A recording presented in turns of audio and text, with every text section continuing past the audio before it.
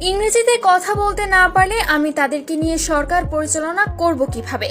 আসিফ নাহিদকে নিয়ে ঠিক এই কথাগুলোই বলেছেন বাংলাদেশের বর্তমান সরকার প্রধান ডক্টর ইউনূস।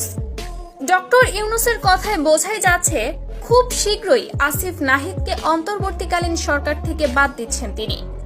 বিদেশি সাংবাদিকদের করা ইংরেজি প্রশ্নের উত্তর দিতে পারেনি আসিফ নাহিদ। রাষ্ট্র পরিচালনার দায়িত্ব নিয়ে তারা যদি ইংরেজিতে কথা বলতে না পারে তাহলে দেশের সাথে বহির্বিশ্বের সম্পর্ক কখনো হয়ে উঠবে না, এমনটাই মনে করেন ডক্টর ইউনূস।